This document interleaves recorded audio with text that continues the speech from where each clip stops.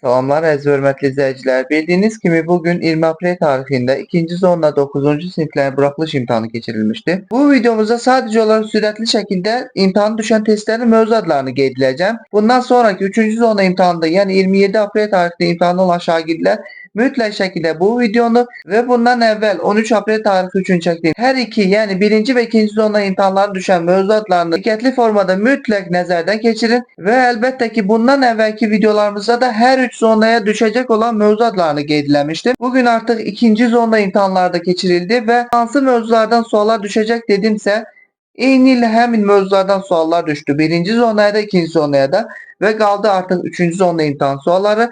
Onda da eyni mövzulardan suallar düşəcək. Çox vaxt itirmədən artıq mövzu adlarını qeyd eləmək istəyirəm. 57 nömrəli, yəni birinci misalımız irrasional ədəd soruşur, həqiqi ədədlərdə öyrənilən bir mövzuya aiddir. 58 nömrəli misalımız bir məchullu tənliklər və məsələ həllinə aiddir. 59 nömrəli misalımız kvadrat köklərə aiddir.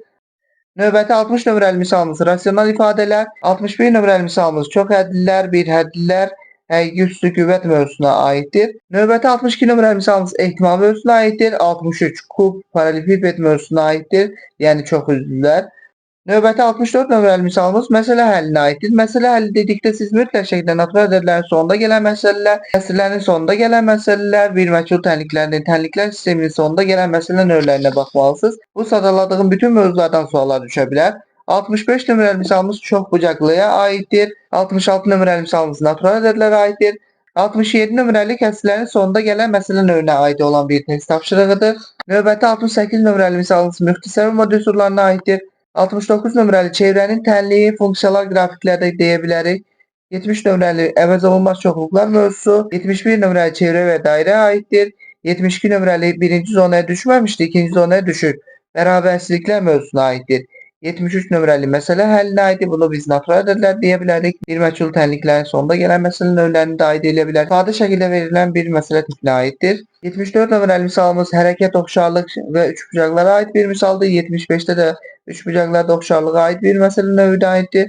76 nömrəli misalımız belə bir cədvəl verilibdir. Ümumilikdə kəsrlərin sonunda gələn misal növünə aid edə bilərik. Bir məchul tənliklər, tənliklər sisteminin sonunda gələn məsələ növlərinə aid edə bilərik. Növbəti misalımız tənliklər sisteminə aiddir və sonda 78-81 izah tələb olunan misallarda birinci məsələmiz faiz məsələsinə aiddir. İkinci məsələmiz düz mütənasiblik, tərs mütənasiblik mövzusuna aiddir. 80 nömrəli həndəsənin əsas anlayışları və sonuncu bu testin adına fiqurların sahəsi də yaza bilərik. Çünki burada həm kvadratın sahəsi, həm də düz bucaqlı üçbucağın sahəsindən söhbət gedir. Hərəkət oxşarlıqda öyrənilən bir misal növünə aiddir. Beləliklə artıq 20 aprel tarixində düşən 2-ci zona 9-cu siniflərin buraxılış imtahanının mövzu adlarını qeyd elədim. Bundan sonraki videomuzda artıq sürətli şəkildə bu testlərin izahlarını göstərəcəm. Mütləq şəkildə həmin videonu da izləyirsiniz. Beləliklə bu videonun da sonuna gəldik. Növbəti videolarda görüşmək diləğilə.